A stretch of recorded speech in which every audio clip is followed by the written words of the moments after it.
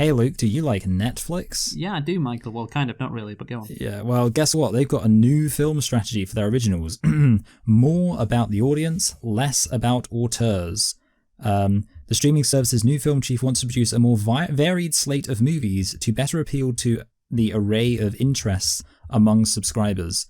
Now, I don't know why that means they don't care about auteurs anymore, but I feel like it sounds very Marvel, right? Like they want to make it so there's not people who care about telling a story and just want to do fan service. Yeah, no, I agree. Which is a winning strategy. Yeah, the thing is, from that article, basically what it said is they want to make like movies and TV shows, I think, less interesting as well, because basically people are watching it with their phones. And like, I think Netflix like execs are worried that if the plot, if too many things happen in a movie or a TV show, if the plot is moving too fast, then people will like not understand what's happening because they're on their phone. And if they're on their phone, and then they won't enjoy it. Yeah, and therefore they're like, oh, what's going on? So if nothing happens in a TV show, now that's good apparently. Now you don't have to feel left out. Also, just to make this a trilogy of news stories for our cold open, I saw something about how Disney are introducing TV channels to their streaming service. So we've basically just gone full circle. Take that, Netflix.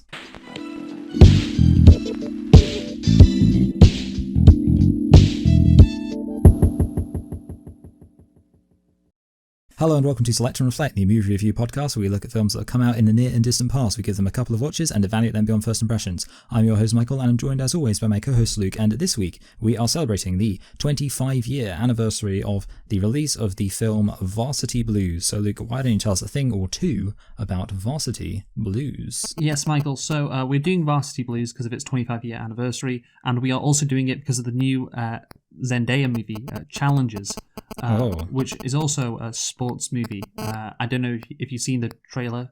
Basically, Zendaya is a tennis player and she's dating two other tennis players. So yeah, that is a sports movie with drama, with relationships, with people cheating on each other. Except I guess it's not cheating if it's if everyone's agreeing to the cheating. Let's just say it may be complicated. Exactly, complicated sexual relationships. Yeah, exactly. So now of course let's get on to something else. That's why I decided to review, or we were going to review Varsity Blues at this time, and we're going to predict what we think Challenges will get on Rotten Tomatoes at the end of the review.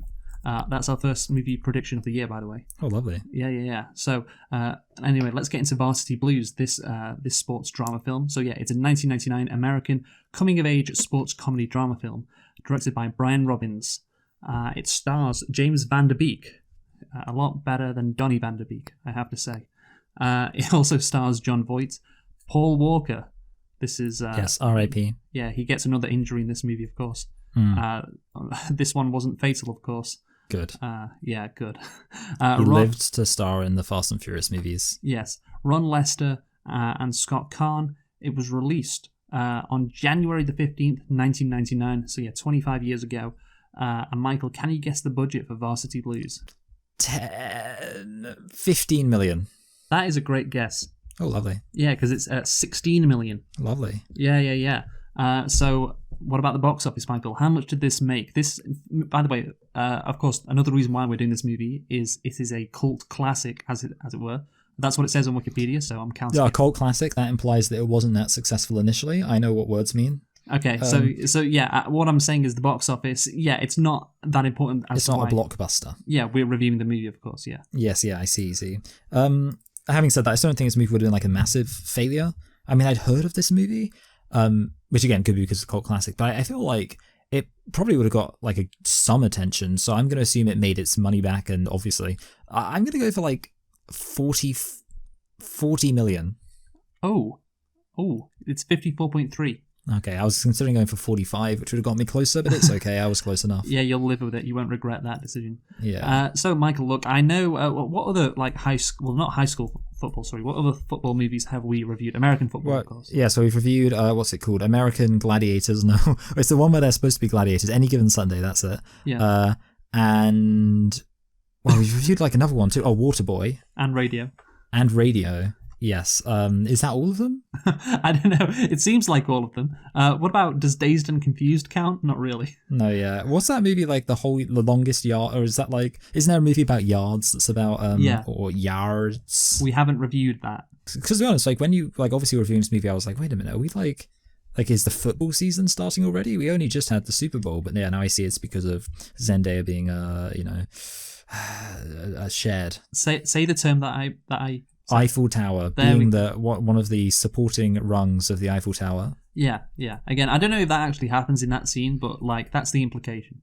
Yeah. I guess we'll have to watch the movie to find out. I mean, it's worth noting you can be, and I just want us on the record because I'm sure everyone's thinking it. You can be in the middle of a threesome without necessarily being Eiffel Towered.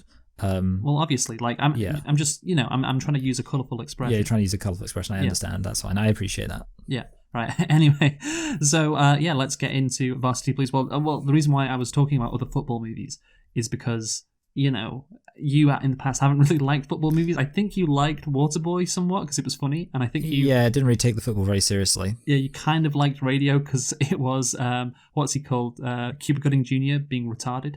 Yes, exactly. Which was a funny performance, and now, of course, Any Given Sunday you didn't like, because that was more serious, and this is kind of more serious, but it's not just about the football. There's a story going on as well. Yeah. Right? So did you like Varsity Blues? I, on balance, liked this movie. Good. I think that, well, it's also worth noting that since those days of Any Given Sunday, I've actually learned what American football is, and I've officially watched an American football match. And I guess one of the takeaways that I've actually realized is that, to be honest, it doesn't massively change the experience of watching it, because in a way you can't really, like, they don't really talk about the downs and the fourth downs and things like that.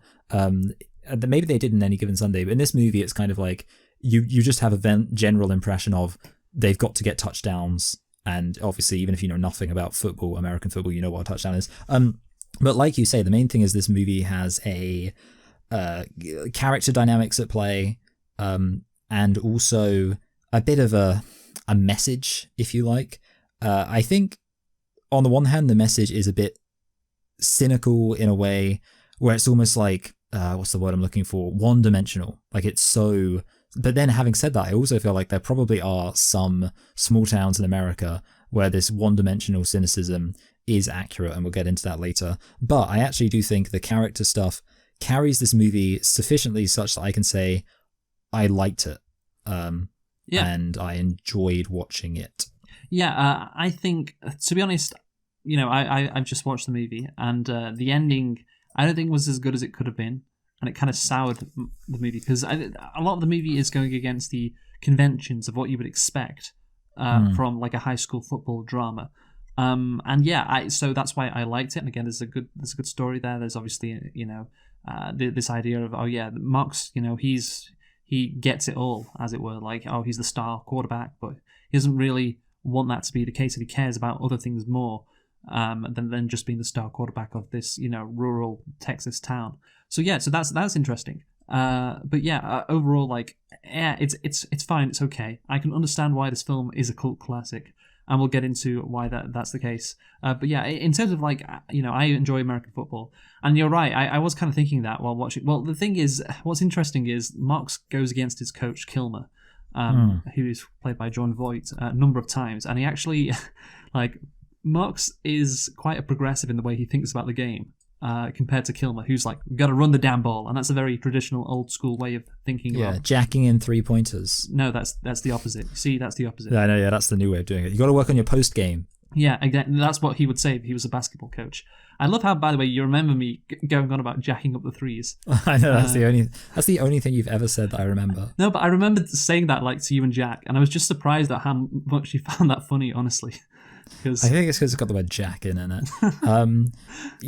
So I agree with you. Like, the That's the impression I got. Yes, but the thing is, the movie doesn't really focus on that too much. It's a few lines here and there, and while you're actually watching the football game, it's not about the change or the disagreement in strategy. It's more about the conflict of personalities. Yes, but that's fine. I don't mind that. But the point I was going to make is that you're right. The down and distance don't really matter. It's like, okay, we're going to score a touchdown. Okay, you hardly ever hear the down and distance in this movie. So as a football movie, I can't really get into it.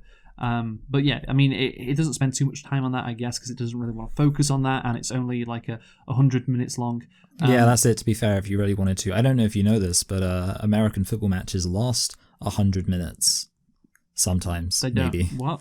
Well, including commercials. But then the thing is, I'm probably wrong because they're probably over 100 minutes, including commercials. Michael, I wish they lasted 100 minutes. Football matches last 3 hours. Yeah, okay. I can't really remember. So how long's the actual playtime? Is it 15 minutes a quarter? But then it's also, I noticed this, it's 48 minutes a quarter here, and that's presumably because it's high school football. Oh, so yes. They're like, we'll give them that extra, what would it be? 12 minutes. We'll give them an extra 12 minutes. You worked it out. To go and do their studies. Yes.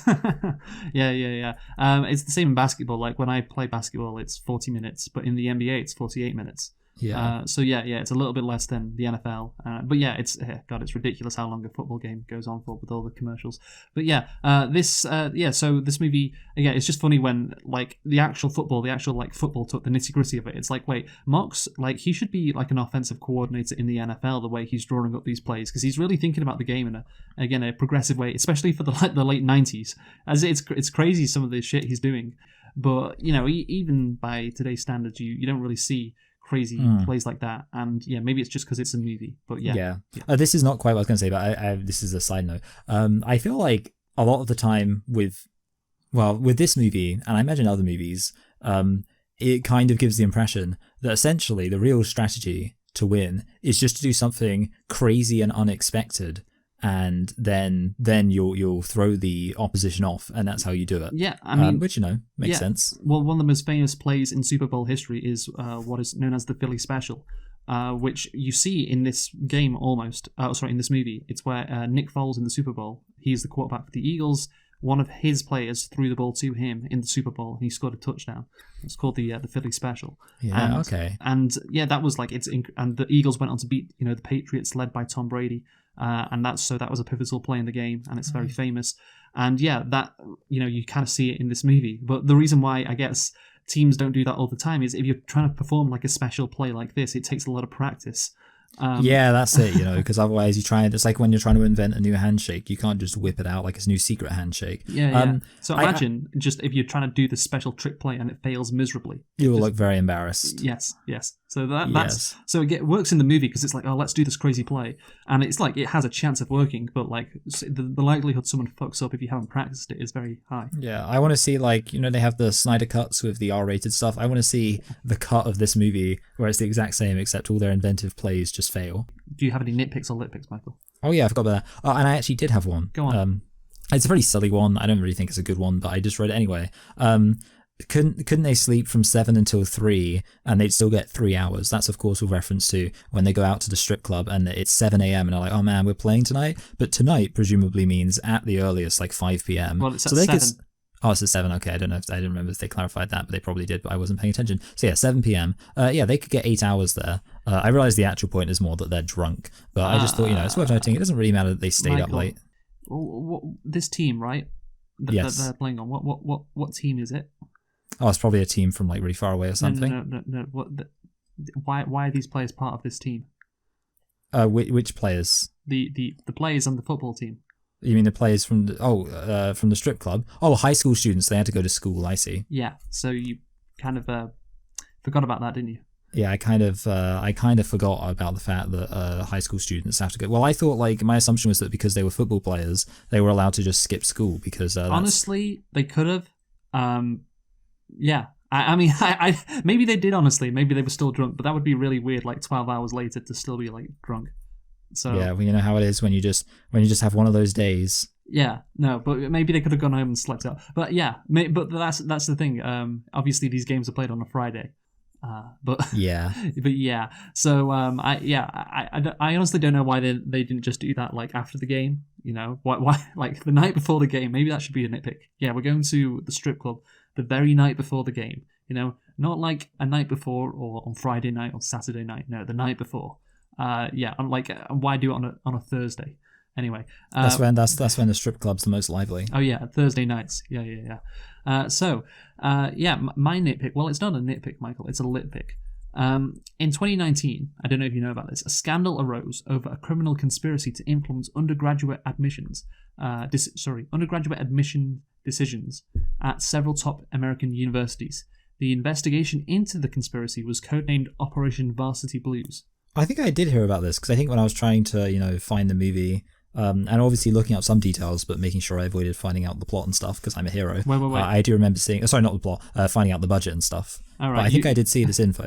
Do you just cover that part of the screen? I actually do. I put because it's always on the Wikipedia page. It's always on the right hand side. Why'd you go on the Wikipedia page anyway?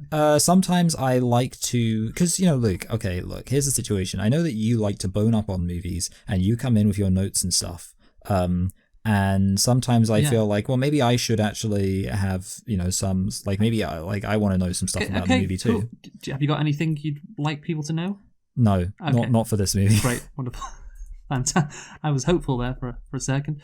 Basically, it's this whole thing about, 35 parents of college applicants were accused of paying more than $25 million between 2011 and 18 to William Rick Singer, organizer of the scheme, who used part of the money to fraudulently inflate entrance exam test scores and bribe college officials. They're very illegal. And I think some famous celebrities, were bribing were bribing this guy, William Singer, so their kids, who are very dumb apparently, so their kids could get into a university. Yeah, and it was particularly USC, which was affected, who were in the news recently. USC as well. For a very interesting reason. They are apparently not anti-genocide. Good. You can look that up if you want. Singer faced up to 65 years in prison and a fine of $1.25 million. But then he was only sentenced to 3.5 years. But he did pay $10 million instead. There you system. Go. Yeah, good stuff. So it's just funny that the operation was called Varsity Blues, which doesn't really have a lot to do with this movie, honestly. It's kind of funny because this movie, obviously, it's not set at a university, and varsity is referring to university. No, not really. Oh, I thought that you could only be a varsity. I thought the varsity team was only at university. No, it applies to high school too. Oh, that's stupid. Yeah, so it should be called scarcity. Yeah. Let's get into Varsity Blues. So the plot. The movie follows a small town high school football team through a tumultuous season in which the players must deal with the pressures of adolescence and their football-obsessed community while having their overbearing coach constantly on their back. In Texas, football is a way of life, and losing is not an option. Wow. Yeah, the thing is, that was from Wikipedia. So yeah, Wikipedia doing the editorializing with their explanation of the title, or whatever, explanation of the plot. Yeah. So in Texas, football is a way of life, and that is true. Yeah, that is. Yeah, it is crazy how serious, particularly Texas, takes high school football. There are some, I think, stadiums in Texas, high school football stadiums built specifically for high school teams that are 25,000 in capacity. We when I was in Maryland recently around the New Year's, it was actually a private school, so it's not as significant, but we drove past them whenever we went to the grocery store, as it's called. We drove past that high school, and you could see their high school stadium from the road, and it was big. Mm-hmm. Probably not 25,000, but obviously in the UK we don't really have high school stadiums at all, which we'll get onto later. Talking about Americans and their particularly Texas and their obsession with high school football. I guess this movie is kind of a deconstruction of the high school football movie, or high school football in general in this part of the world, and showing how it's not always that great and it's not always that wonderful, and it can be a bit depressing, and even for these college athletes. And that's what I was thinking. I think if you're from a place in Texas like West Canyon, which is a very small town, life must be pretty shit for the average teenager. By the way, Luke, I'm pretty sure it's called West Canaan. Oh shit! Did I say it wrong? Which is pretty ironic that it's you said canyon, but to be fair, they say it like that, so they don't say Canaan because that's a very English way. They say like, "Where's Canaan?" Okay. They say it like that. So yeah. So okay, it makes sense that I got it wrong. But yeah. So whatever. This place, it doesn't matter. It's a fictional place anyway. yes, So it doesn't fucking matter. Even if it was a real place, it wouldn't matter. And that's the point, Imagine it did make me think about East Palestine though, because obviously Canaan is Palestine, Great. and Palestine's Palestine. I was like, oh, isn't that weird? Yeah, great, wonderful. Because that was in the news, East Palestine. Yes. So the thing is, life must be shit if you're an average teenager living in this town. But I guess you would think, well, at least for like college football, sorry, not college football players, high school football players, at least they'd be enjoying in their element. Yeah, they'd be enjoying their life. But I mean, maybe it's just the coach is just awful. But I guess we see the downsides for these athletes who are supposedly superstars, and they do get benefits, they do get privileges, etc., and they could potentially have a good life, if they get a scholarship. But yeah, it's not always easy, particularly if you have a coach who is just the worst person in the world, like the worst coach ever. It's kind of like a deconstruction of, I guess, high school football in general. Yes, but, this ethos. Yes, but is it needed? Because I think most people would look at the situation in these towns in like Texas and conclude this is really fucking weird how much a town is obsessed with a high school football team. I think most people think that in general. I don't know. It seems like so weird for like adults to care about this stuff, and maybe that's just because we're from the UK and we're thinking this, but maybe the average American thinks this as well, who isn't. Yeah, I can see that. Yeah, do you think, like, what I'm saying is the movie's point like, oh, all this stuff I think it doesn't have to be like that the movie's necessarily trying to be transgressive and say something, like expose something that a lot of people wouldn't have thought about. I think it's reasonable to enjoy the movie more of a mind towards just like, well, obviously we know this, but it's still worth exploring, like Schindler's List. I know that's a different level of extremeness, but yeah, I don't know, basically, with what you're saying, whether or not like this is something that people would have been watching this and like, I never thought about it. I do know that Family Guy, so obviously there's the thing with Billy Bob and concussion. I know that Family Guy has a joke where Chris is trying to explain how concussions and like brain injuries in American football are a really serious problem, and then like a load of cheerleaders come in and like start like interrupting him and like singing a song, and he's like, you can't sing over the truth. Yeah. So what I'm saying is that people have definitely pointed out these issues. Yeah, but was that a recent episode? It was a recent episode. Yeah. So the thing is, the concussion thing, like since about 2015, concussions have become a big deal in the NFL. Was there even like a documentary about it or something? There was a movie starring Will Smith as this Nigerian doctor who exposed concussions. It's called. The movie's called Concussion, isn't it? Yes, I do know this. Yes, the movie's called Concussion, and Will Smith goes, "Tell the truth, tell the truth." Is that the movie where he says, "This is bigger than they are"? Maybe. I don't know. Because I know there's like that's yeah, okay. Tell the truth. Tell the truth. And then the NFL were like, oh shit, like we got to protect players, and we got to, introduce better helmets, change the rules so there's not so much head-to-head contact. And they've done all this because of this concussion thing. But again, that started back in 2015. And again, this movie is ahead of its time in some way, considering how they deal with Billy Bob's concussion in this movie. Yeah, like he like properly throws up and stuff. But then like at the same time, he does eventually get over it with the CAT scan. So yeah, that's good. Yeah. It's okay. We're all right. But yeah, I think it was a big deal in the mid 2010s, like concussions and how safe is this game, and should we watch a game where like players are like killing themselves basically every time they take the field potentially. But yeah, now that's kind of gone away because the NFL have done some things to patch it up, and we're all good. We're all good again. But yeah, just back to the movie. The thing is, what frustrates me, and I said this at the start, is like it kind of reverts in the end back to like a traditional non-transgressive high school football drama with what happens at the end of the movie. Roger Ebert noticed in his review that scenes work, but they don't pile up and build momentum. And that's kind of true, I guess. The narrative thrust is okay because they're heading to a district final, so that structure is there already. So you don't really need that much momentum building up because you got that. But maybe it could have been better. And Reel's Views film critic James Berardinelli thought that it takes a worthwhile detour or two, which I agree with, but it ultimately finds its way back to the well-worn track of its genre.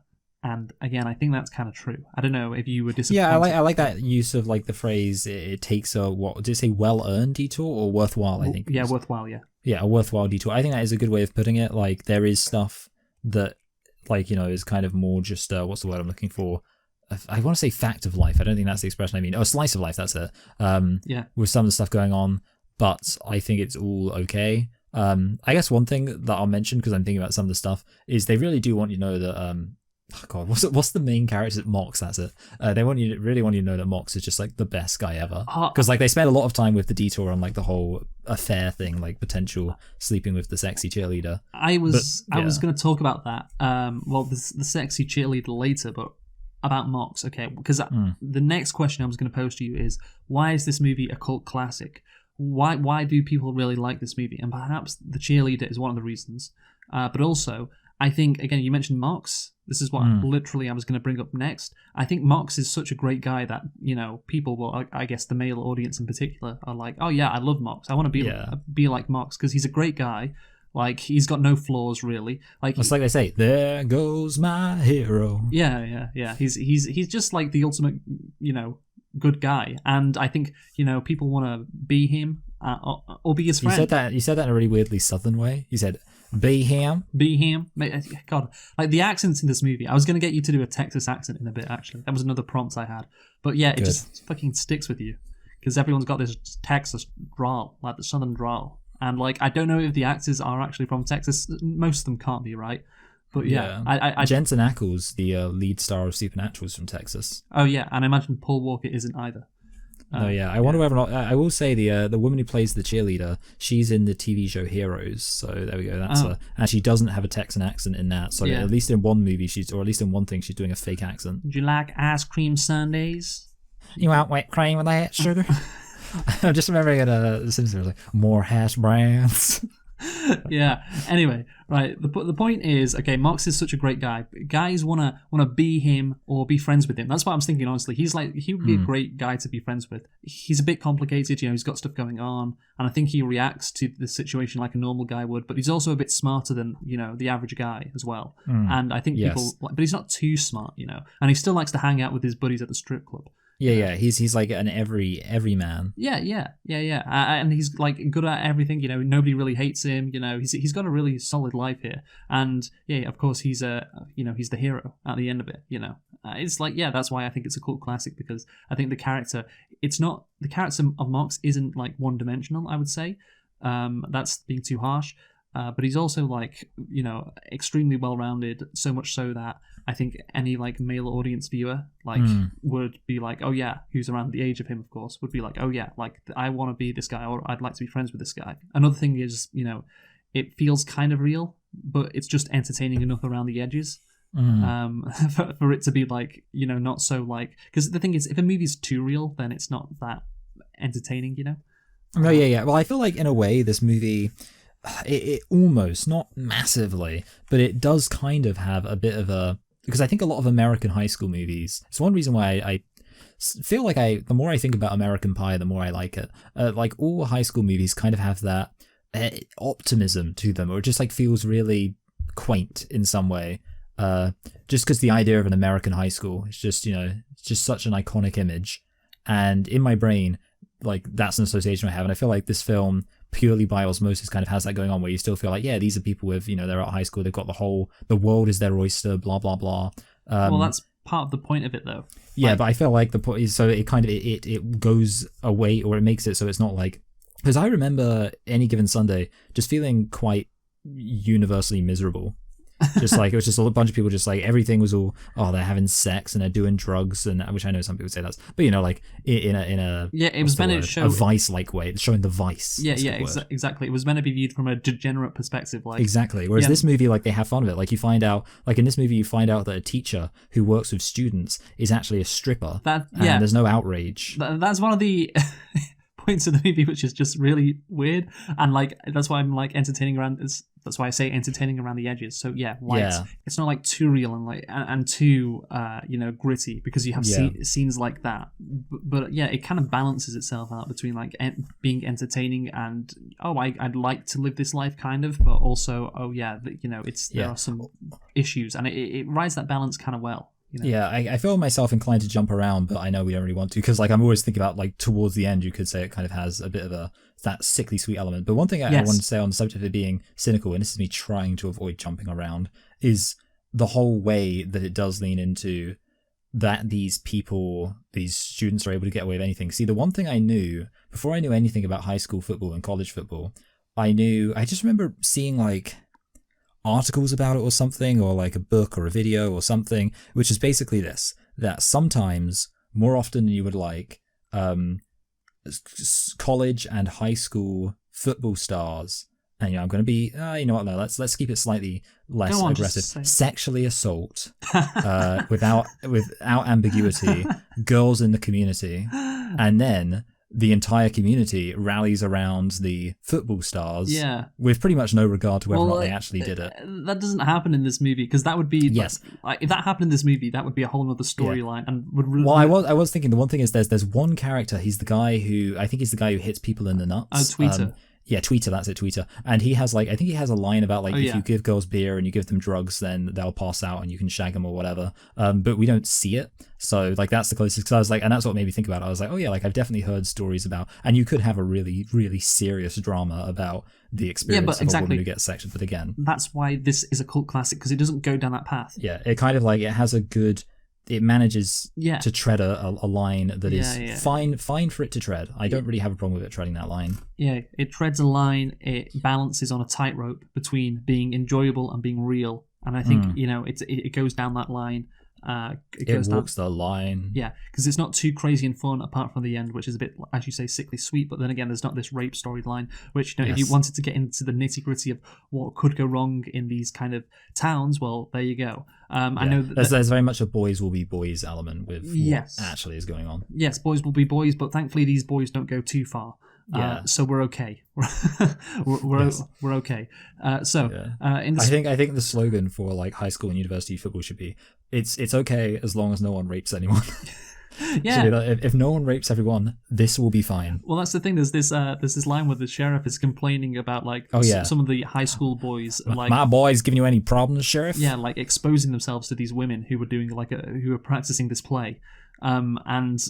Yeah, it's just like played off the laughs. Like, can you believe they were doing that? And those boys. Yeah, boys will be boys. And it's just okay. Like you shouldn't do that, obviously, but it's not raping someone. Yes. So again, the movie obviously knows. Yeah. Well, again, I've already mentioned American Pie. We've established that you can actually have sex crimes be funny in movies. Some people might say that you shouldn't be able to. Oh yeah, but you can do it. That has aged poorly. I think that has not aged. I think we said that in the American Pie review. Yeah. Well, Luke, I know some of the movies that we're going to be reviewing.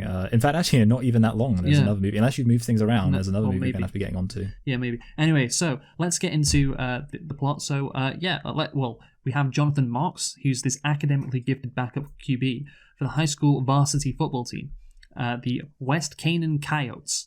I don't like how they say like coyotes. Yeah, I know, it's real. I was thinking that as well. Yeah, like it's just like just anything else. I mean, obviously, British people, we don't really have a dog, no pun intended, in the fight because we don't have coyotes here. But coyotes just seems like it's just a nicer thing. Like I prefer the word coyotes. Yeah, but coyotes sounds better in the Texas voice because it's wrong. So therefore, it sounds more natural. I found this boy in the desert. Coyotes ain't got to him yet. Like that's why I imagine them saying like when they're like the border patrol or whatever. Oh right. Okay. When like people die when they're crossing the border. That's what I imagine they say all the time. Do coyotes get to them? Yeah.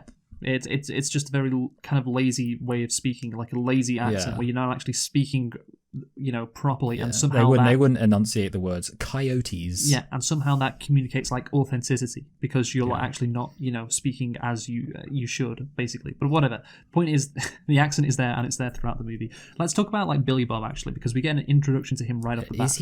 Is he a bit overweight? Are we concerned? Well, I just love this character introduction because he's chugging syrup. He calls his pig bacon, by the way, which is great. What should we call this pig? Bacon. And yeah, I think, he looks very old and he shouldn't be in high school either. Yeah, that's true. I wonder how old the actor was. Well, that's the eternal question. Yeah. But yeah, like I agree. Like the introduction, the way they kind of introduce the characters and their camaraderie is really well done. And I would agree with you. You definitely get a full impression of who Billy Bob is as a character right out the gate. Yeah. And what were you going to say about Mox that you were going to? Oh yes, about Mox. So basically, you've mentioned how he is the backup QB. It seemed a bit weird to me that he is obviously quite readily and imminently a good QB. Like we already see in like one of the scenes really early on, he's got a strong throw, like he throws the ball and like hits the guy really hard. It seems a bit unrealistic to me that he's basically never played at all by the coach, and the coach is so obsessed with having Lance be the one who's playing all the time, or Lance, that he's like injecting him to make sure that he's playing on an injured leg. And I think the obvious explanation would be go on. I was just gonna say the obvious explanation would be that the coach is just like such a control freak that he just Yes. But yeah. Also, it's very important to understand, like in football, especially the quarterback position, there is a strict hierarchy. Like it is like in football, in the game in our country, football or soccer, that players are rotated and move out of positions all the time, and it's kind of the quarterback is kind of similar to the goalkeeper, but kind of even more extreme because obviously it's the most important position. Yeah, on the I can understand that because what I did learn from watching football is that the quarterback, I mean, I knew this already, the quarterback's like very much central to everything. If you have a number one quarterback who wants to play, then he plays. It's not kind of a switch him out and in. No, you got to have that's just how it is.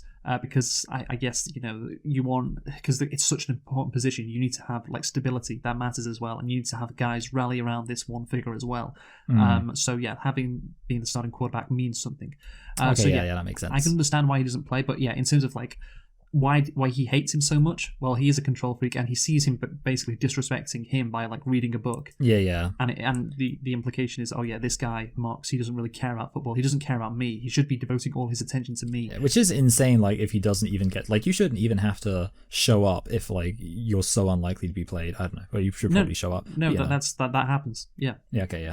What if he gets injured? What if Paul Walker gets injured? But someone has that's not going to happen. Billy Bob is an iron fortress.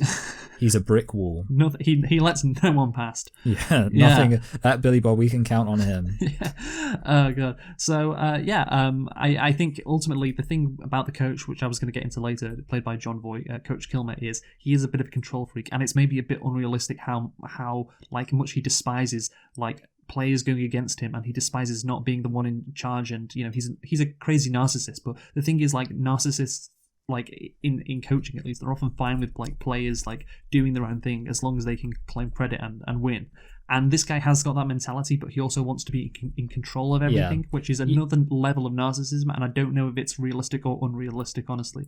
Well, he's very, very similar to, character-wise, and probably the direct inspiration for, one of the best characters from one of the best series of series, I'm not going to talk about Supernatural, of any show ever, and that is the first 4 seasons of Game of Thrones, Tywin Lannister, because the basic, very simple summary of Tywin Lannister is that he's somebody who always has to control everything. As you know, Game of Thrones has lots of conspiracy stuff going on, but he has a son, Tyrion Lannister, who is the dwarf played by Peter Dinklage, and Tywin just irrationally hates Tyrion, even though Tyrion is actually very smart, and Tywin could have easily used Tyrion in some of his scheming and stuff, but he just hates Tyrion so much because Tyrion's all like disobedient and he's got an attitude and stuff like that, and Tywin hates it, so he basically self-sabotages by... But the thing is, that's a good point, but this is like a competitive sport where if you're not like... Are you suggesting the Game of Thrones isn't a competitive sport? Well, that's the thing, like, this coach has been elevated to... He's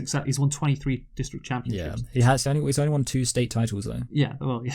That's the thing. So if you're that much of a... like, I don't actually know how big a district is, to be honest. I mean, it's fairly big, I imagine, but the state championship in Texas is insane. That's an insane team you've built if you win that. But the thing is, if he's that successful, then, like, he would be... I don't think he would be that, like, boneheaded and like, no, we have to do things our way, because you get coaches like that sometimes. Honestly, yeah, I don't know if it's extreme as people in this movie, but particularly in as extreme as Coach Kilmer in this movie. But like in college basketball, I know there are some coaches who are real rough riders, I guess is the term, like who like scream at their players, who are like very aggressive, who like control everything, but they're not the most successful coaches. But this coach seems pretty damn successful. So again, maybe it's unrealistic that he's so successful and has this attitude. But anyway, let's get into how I want. Don't worry, Luke. I found out some important information you were desperately wanting to know. The average size of a school district in Texas has between so usually about 50,000 alumni, so like high school students, but it could be as much as 100,000. That's great. Anyway, so I want to just say how lib-coded this movie is, honestly, because here's the thing: like this is maybe why it's successful. Well, why how this script was manufactured? It's like, okay, let's get a guy who's a bit of a lib to be playing high school football in Texas, because like this Mox guy, he wants to go to Brown. Wow. Yeah, he does seem a bit like a coastal elite, trapped in a, Yeah. Oh, he's going to have his accent mocked so much if he goes to Brown. He's not really that interested in football. He likes reading books on the sideline. He wants to go see Hamilton. Yeah, again, it's a different take on what you would expect from a varsity athlete who, of course, lives in Texas and is a quarterback. And yeah, like his girlfriend as well. His girlfriend is described on Wikipedia as smart and sassy, which that's fine in New York, but to have a girlfriend like that in Texas, if you're a football, if you're a football, you need to keep her in lamb, boy. Yeah, exactly. No, I'm pretty sure it's illegal for a girl. Hey, this little pistol's got a mouth on her. Yeah. It's illegal for a girl in Texas to be like smart and sassy. You can't have that, especially one that is dating, the high school football quarterback. She should keep her mouth shut like Taylor Swift does. Yeah, exactly. So maybe that was the idea for the movie. Oh, let's take this guy who feels out of place, but not too out of place, because then it'll be like a more depressing movie. I guess back to Coach Kilmer just for now. Yeah, I guess obviously it's meant to show like he's an extreme example of a coach. We've touched on that, but maybe how bad and toxic is this attitude that some coaches display, particularly like high school football coaches who, of course, they're adults and they're coaching kids, so they have like the ultimate power. As you see college coaches. Why I reference that and college basketball is because like they're coaching like kids like 18 and to like 21-year-olds. So these college coaches have a lot of power, and you would never see like NBA coaches treat their players like some college coaches treat their players, because if you're an NBA coach, you're coaching like adults, like men with like families and so on. So it's weird to like treat them like kids, and so therefore as you get younger and younger, often you can have this dynamic of coaches who become extremely like power hungry. Or are power hungry, and basically, just control everything about, their players' lives, and just, are bullies basically and so and I think this movie shows how that they don't have freedom. And normally sometimes these like coaches are heralded, like this guy's got a statue. It's like, oh, what a great guy, and to be fair, he is quite successful, but again, how realistic is that? But anyway, the point is, even if you have a coach who is somewhat successful like this guy, it can be pretty toxic to be around, and it's probably not a good idea to have someone with this mentality. Even even though this old school mentality is often like heralded, this is how football coaches should be. And this movie pushes back against that, which is very interesting and very lib coded as well. I hope I'm not literally just about to repeat what you just said. Basically, it's having this one guy who's the problem rather than the system. Which no, I didn't say that. But it's funny because it doesn't really say that. But obviously, they put the focus all on this one guy being terrible, which is kind of the thing to do. The point is, he's Donald Trump. The point is, the system can create and empower this guy. So the system overall is bad. This movie definitely takes aim at like the whole system of like high school football in these small towns. Even though the ending kind of undercuts that, but get basically the fact that a guy like this, that Coach Kilmer can thrive in a situation like this, exposes the system for what it is. It's a toxic system because he is incredibly toxic, right? That's a good point. Yeah. So also it's incredible how seriously Americans take high school football. We could talk about this, but there's no NFL games scheduled on Fridays, by the way, because on Fridays that's when high school football is played. So that makes sense. The biggest league in the world, by revenue, the biggest sports league. They kowtow. Is that the expression for these little kids? Yeah, well, it's in the law. The law says NFL games can't be broadcast on Fridays or Saturdays because Saturdays is for college football. But no games on Fridays because of high school football. But they do have Monday Night Football. I'm familiar with that expression. And they do have Thursday Night Football. That's why Thursday Night Football exists, because, well, we can't play Friday, so let's play Thursday instead. And that, it's controversial because it gives the players like 3 days rest. Yeah. Just like Jesus, God. If Jesus could rise from the dead in 3 days, you can play football in 3 days. Yeah, that's it. Yeah, that's crazy. I mean, in a way, like, you know, I'm gonna be crazy. I'm gonna give Texans the benefit of the doubt. I am gonna say I think there is something kind of nice in principle about the idea of having this community spirit around. Like, everyone cares so much about what these students are doing, and, you know, like, so there's a whole local pride element to it. Well, no, Michael, it's the same thing in the UK with local football teams, or how it used to be back in the day, and it still is, I guess, in the lower leagues somewhat. It's like, oh yeah, like I don't fucking like, if you're from Norwich, like, you care so much about Norwich City, and, you know, you go to all the Norwich games and etc., and that's your local team.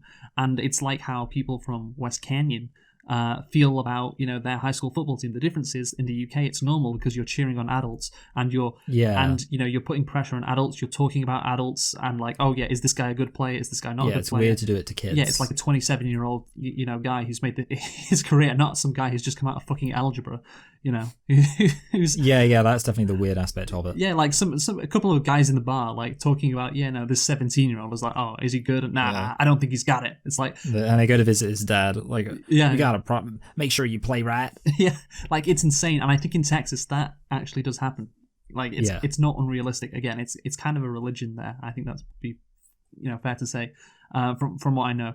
So yeah, again, it's just insane, and I'm glad this movie kind of takes, you know, aim at that, because it takes the Michael out of it. Yeah, it's an insane dynamic. Again, it's nice to have this local pride, but because of the franchise system regarding American sports, college sports, that element still exists, but you really need to go to that college, and of course you have to get in, you have to get into that college. You know, and I guess locals who don't go to a college can still support the college team. But yeah, it's really college sports. It's driven by the passion for it is driven by its alumni more than anything. So yeah, but here, it's all about, you know, the local high school football team. And it's just weird that it's, you know, you're relying on a bunch of like 16, 17, 18-year-olds, you know, and that is, you know, and that decides whether, you know, you have a good Friday night or not, or whether you're happy. Yeah. And you're talking about that in the bar with your friends all week. And it's much more normal if you're from Portsmouth to talk about like Portsmouth FC all week in the pub with your friends, because again, they're adults, you know. But anyway, Kilmer's philosophy takes its toll when he pushes Coyotes quarterback Lance Harper into injuring his knee. At the hospital, the doctors are appalled at the amount of scar tissue found under his knee and explain that recovery will take at least a year and a half, costing Lance his scholarship to Florida State.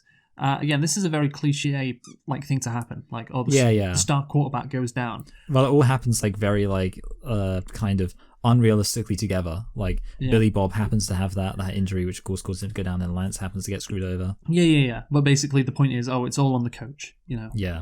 The coach has fucked this up massively. Again, like, it's incredible, like, with this poor coaching, how he's won so many titles when he's just because like somehow none of this happened ever before. Yeah. But the thing is, that is kind of cliche, the star quarterback getting injured and his replacement stepping up and doing well. But what is not cliche, I guess, is the context for Mox compared to your standard protagonist in these movies. Because, of course, he comes in and wins the game with an improvised play in the last 30 seconds. So it's like, oh, yeah, that's, you know, typical sports drama movies, typical, you know, high school sports, storylines. But, you know, this isn't a climax to the movie. Of course, it does actually happen at the climax, which is kind of disappointing. But, yeah, I think it's good that we get this kind of what would normally be at the end of the movie out of the way early, so we can get a more an interesting movie for the next like hour and a bit. It's just a shame they have to repeat it at the end. But yeah, no, I think the context for Mox is like, oh, I don't really like this coach I'm playing for. I don't really like playing football, and I'm thrown into this situation. It becomes more about I feel like there's an analogy for it, but basically it's kind of that, like, it's like The Dark Knight Returns. It's, you know, it's about this hero who's actually, he's past it, and he's got to think, like, what does it mean to be a hero now? Yeah. So the commentators, I think, or the announcers, have a bit too many takes on the backup quarterback of a high school team. That's what I was thinking. It's like, oh, this guy's never thrown. And you could say, well, that's just because they're so obsessed with football. But it's like, well, he's never thrown because he's a backup quarterback. Like, they don't throw. Like, I don't know. Like, you know, it's kind of weird to focus on that because, yeah, he's the backup. Of course he wouldn't throw. Anyway, so it is kind of, because now you've told me that like the backup quarterback just basically doesn't really get any plays. Yeah. But with them, I was like, hey, your boy ain't seen any action. And it's like, well, yeah, of course he hasn't. yeah, because he's the backup. So there we go. Lance's girlfriend Darcy. Let's talk about her now. Like she's yes. Okay, great. So I think she gets onto Moxie. I just call him Moxie. Marks a bit quick. I was gonna say a bit aggressively, a bit kind of unrealistically. Yeah, it's unrealistic. Like she's too unsubtle. Nobody in that situation would be that unsubtle about it. You just drop hints rather than just because like you got to have some self-respect. And I get that's the point with Darcy's character. She needs to have more self-respect. She can get out of this town on her own, but like there is so little self-respect. It's crazy. But yeah, she wants to marry someone. Of course, because she wants to leave West Canyon in order to escape the small town life, of course, she then tries to seduce Mox in a very famous scene. Because she wears a whipped cream bikini over her otherwise naked body, and it's a famous scene, and I've heard people like reference this scene as like, like people who are older than us who grew up watching this movie. It's their Basic Instinct, even though it came out after Basic Instinct. Yeah, I guess so, but Basic Instinct's the Basic Instinct's got that sinister edge.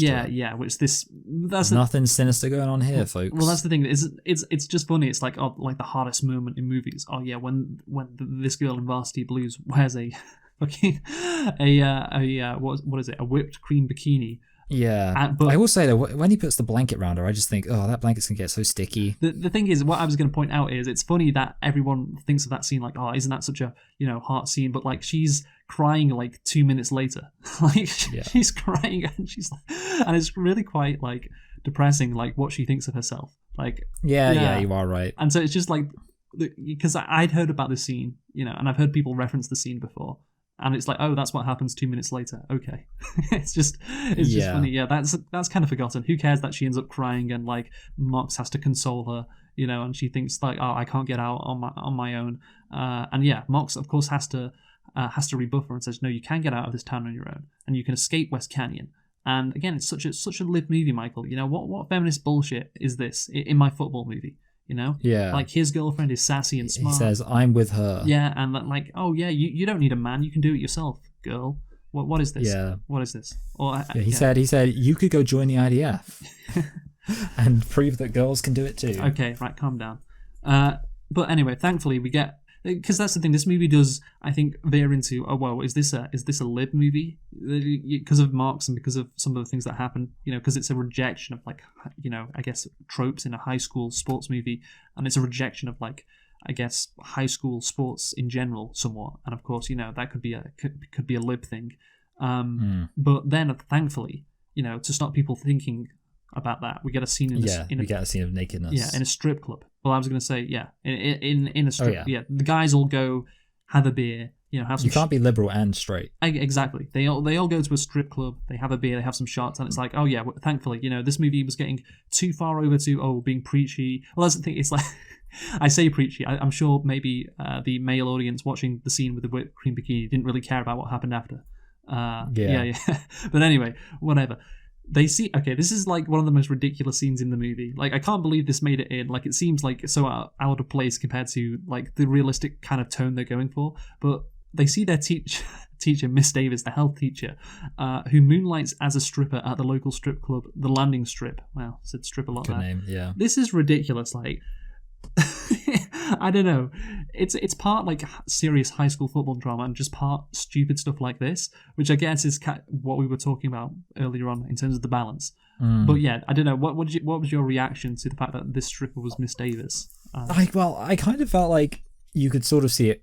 I don't know. Like in a way, I kind of felt like I was like this. I feel like this when the teacher first bit. I was like, I felt like this teacher's kind of hot. I feel like they're gonna do something with the fact they've got a hot teacher here. Oh, did you? Okay. And I don't know why. For some reason, when it happened, I remember just not being particularly surprised at all and being like, yeah, okay, that makes sense. When it was clear that the stripper was being a teacher. That was. Oh, I know what they're gonna do here. Yeah. I think like it's. Yeah, I agree with you. It's very silly. I think you could argue that.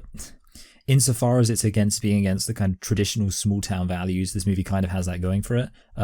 it's kind of thematically relevant, but of course I'm not really going to suggest they do anything with it substantially thematically, but I guess within that context it kind of fits, like she's sort of rebelling. But yeah, I think but that's she is sort of rebelling, but like women being strippers is like very it's very heteropatriarchal. I don't think the patriarchy certainly in a Texas town is going to complain too much about that, perhaps again it'll be is it what's that thing from The Simpsons, that storyline where all the women are upset at a strip club? It's called, I think it's called Bart After Dark, where there's the burlesque club. Yeah. It'll be the same kind of thing here. Yeah, we put the spring in Springfield. Yes. I just wondered how nobody knows that Miss Davis works at a strip club, because like the thing is, it's a very like honorable town where none of the guys are going to strip clubs. Yeah, like that would have leaked because. Obviously, I don't know how old you have to be to get in that strip club. Maybe it's 21, but you'll have people. Well, it depends how long she's worked at the school. Maybe it's her first year working at the school. Or like if she's worked there multiple years, she will have kids going to that strip club and like, wait, that's my teacher that I used to have, and then it'll spread. So yeah, maybe she's only worked there for like 6 months. But anyway, disgusted with Kilmer. Mox starts calling his own plays on the field. So yeah, now we're back to the football side of things, and Kilmer doesn't approve. And he chides his father, screaming at him, "I don't want your life." Again, it's very on the nose and explicit at what it's saying. Yeah, this life is just not for everybody, and it's not something you should aspire to. Which again it's kind of a lib take, Again, I mean, I use that word a lot because this is like a cult classic, high school football movie coming. Well, this movie also starts off with a Green Day song, and of course, Green Day's kind of got that. Yeah. You can't tell me what to do. I'm gonna be myself. Yeah, exactly, and You think of what this movie would be on the outside, it wouldn't be very lib coded, especially with there's a few scenes with like naked chicks there, as people would who I think enjoy this movie would say. But the thing is, it's like it's a lib movie. I'm sorry, it is. Yeah. A rural Texas town is mocked and derided, and that life. I don't want your life. Yeah, no. You want to go to a liberal East Coast college, don't you? And you want to be part of the elite, and you want to read books, and you want to have a girlfriend who is smart and intelligent. Yeah, this is a lib movie for sure. Yes. And the authoritarian, Coach Kilmer, the old school guy, the guy you should respect. He gets his comeuppance, doesn't he? Because basically, he threatens Mox. I'm going to threaten to have this scholarship to Brown. I'm going to blow it up if you cross me. And then also, of course, the star running back, Wendell Brown, goes down. And, of course, we've got... He's a racist as well, is the coach. Oh, yeah, we found out, Yeah, he's a racist dinosaur. And normally, if you're from a rural Texas town, that means you're a god, Yes. But not here. He gets his comeuppance because Kilmer persuades him to take a shot of cortisone. But, of course, that could risk more injuries. So Wendell almost consents when Mox intervenes and tells Kilmer he will quit if the procedure continues. Now, let's focus on an issue. Is Mox a white savior? That's what we need to return back to. Yeah. I think we need to have white savior discourse in every one of our reviews. Oh, God. Mox tells Kilmer that the team will only return to the field without him. Yeah, and obviously, Mox gets assaulted by Kilmer. Aggressed against physically. Yeah, and, guess what? Hey, the coach laid his hands on a player, and that's not okay. Again, a very lib thing, right? Yeah, exactly, yeah. They can't handle things getting physical. Yeah. No, you've crossed a line being physical, and, I'm not playing for you, my feelings are valid, I am suffering from emotional trauma. Yeah. You grabbed me, and therefore we will not play. And I'm going to have to speak to my therapist about this. Yeah, and that's the thing. It's, I don't know, if a coach did that to a player back in 1999 in, this community, to a high school player, would all the team be like, no, that's not on? I guess maybe because of all the things he's done.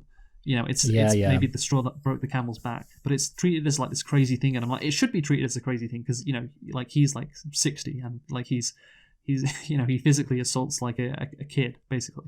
I don't know how realistic that is, but I agree with what the movie's saying. That should be a big, we agree it is a big thing. It is a big red line, yeah. So again, let's talk about the ending now. So obviously, Mox rallies the team. Kilmer, of course, goes down the hall and then, goes into his office and quits. And that is something I didn't Yeah. expect, honestly. Like, that is different. These sports movies follow cliches. That wasn't like the coach quitting at half time, you know? I haven't seen that in any other sports movie. Yeah. Have you? Yeah. No. We call it quiet quitting because he's just like, he didn't really, he just, slinked off. Yeah. I was kind of surprised that it was like basically he didn't get a more public reckoning, but like I said, I think it did avoid cliches. Yeah. That he kind of just disappears from the conclusion, apart from the one little narrated bit explaining what happened to him. Yeah. So obviously at the end, Billy Bob scores the winning touchdown with the hook and ladder play, and that the Coyotes come back and Mox inspires them, and it's just, that's the thing. The ending, I just wish it wasn't so cliche, honestly. I don't know if you feel the same way. Yeah. I mean, it doesn't bother me that much. I think, like I kind of said, because the movie does tread the line a little bit throughout. I think that buys it some leeway to be a bit cliche, but yeah, it's definitely very much everything's wrapped up in a neat little package then. Yeah. Again, because he was like, oh yeah, be the hero. That's what his girlfriend said. Be the hero. And he was like, there goes my hero. Yeah, I don't want to be the hero. And then his coach leaves, so he's like, okay, I guess I have permission to be the hero. Yes. So it's like, okay, yeah, obviously. Yeah, it's not a tough choice for you anymore. Yeah. So again, the tension is kind of sapped out of the movie with the coach leaving at half time because, you kind of know what's going to happen now. Because I guess the tension before the game was like, is he going to follow the coach's instructions or is he going to lose? Because, Yeah, and there's a whole thing like his free ride at Harvard is threatened. Brown, but yeah. Brown, yeah, sorry. I just assume there's only one good university in America. Okay, right. So yeah, and then obviously that tension is taken out, and he can be a hero, and he is a hero. And I guess that's part of why it's a cult classic, maybe because you have to have that feel good ending.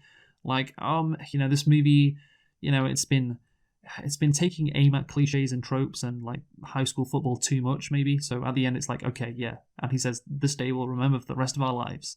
So, yeah, if you want it to be a cult classic, maybe a movie has to end like that. But yeah, Marx recounts characters' aftermaths, of course, and Kilmer left town and never coached. Tweeder drank beer. That's all he did. That's the rapist. He just drank. That's the only thing he did was drink beer. He didn't, force anyone else to drink beer or put certain items in other people's beer or anything like that. Yeah. No, he just drank his own beer, and he drank enough. And if you actually think about it, like Tweeder is like a cab because he stole that cop's car. That's true, yeah. So he's a hero. Yeah, he's a hero. He's a lib hero as well. Billy Bob cried, which is of course a very lib thing to do. Yes. Lance became a successful football coach. Like I think he's like the worst written character, honestly, Paul Walker, because like he just gets injured and like doesn't do anything really. And I was hoping, because obviously his girlfriend tries to seduce Mox. I was hoping like him and Mox would like hash it out, have an altercation. Yeah, I feel like there was almost not enough room really for him, because it's kind of like, it's only 100 minutes. You can't cut this. You can't cut this. Yeah, I know, but yeah, I'm bored. Okay, you had potential there to have a scene, some conflict, and then it gets resolved at the end.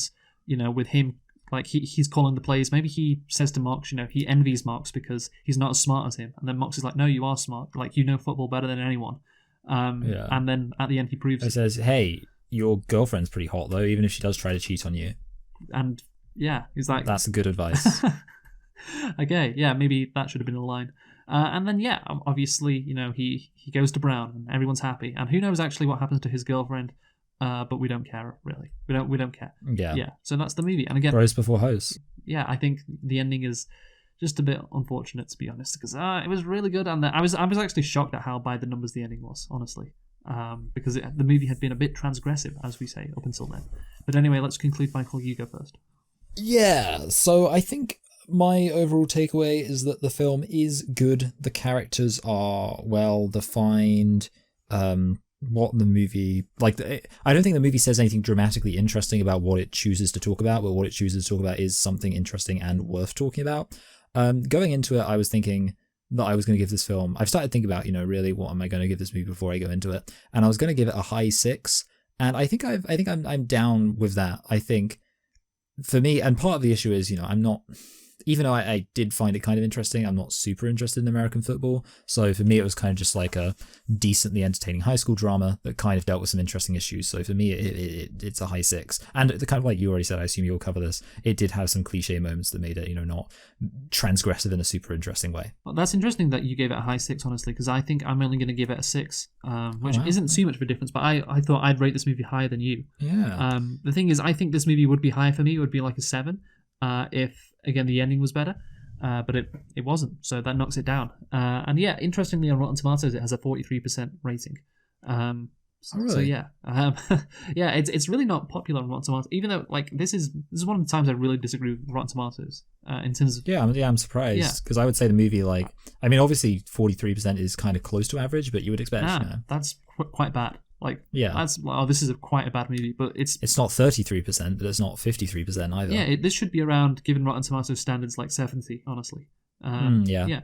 Anyway, Michael, let us predict what we are going to give challenges on Rotten Tomatoes. Yes, so I don't really know any details about this movie. Well, you do. It's got Zendaya in it, and she gets Eiffel Tower. There we go. Oh, and it's about, and I know the rough plot. Okay. Have you all right, okay. Yeah, I've got kind of a logic. I feel like I'm very random here, but okay, I'm going to go for it. Okay, let's go. 3, 2, 1, 67. 92. What? My logic was I feel like Zendaya's recently done good movies. Okay. That's what I'm thinking so let me clarify. The movie's about, because here's the thing, this is what throws it over the edge for me. The fact that it's got this polyamory thing, there's some kind of weird sex thing going on, that tells me it's going to be some kind of directed by some crazy French director who's like, what if we had 3 people have a sex? Maybe you're right. I could be right, but maybe you're right. Fuck. I don't know, man. For me, I'm like, oh yeah, this probably is going to be a decent movie, and it's probably relying on Zendaya's star power, but maybe it's really good because who knows? It could be a kind of I guess a bit like this movie, which you say, this movie would be 60, 70. Yeah. Well, we'll see. Yeah, I just can't think whether or not Zendaya's been in bad movies recently, because I know Dune was good. Yeah, exactly. Yeah. Well, that's the thing. Anyway, well let's see in a couple of weeks. Zendaya. Anyway, Michael, what are we reviewing next time? Well, next time we are reviewing 16 Candles. It's another high school movie, and that will be, I guess, because it is the 1984, so the 40-year anniversary. Yeah, join us for that in a couple of weeks. We have been selecting and reflecting on Varsity Blues. Who have you been, Michael? I've been Michael. I've been Luke. Thank you for listening. And this movie, is why I think everyone should hate Texas. I don't know. It's why I think everyone should put whipped cream on their nipples. Bye.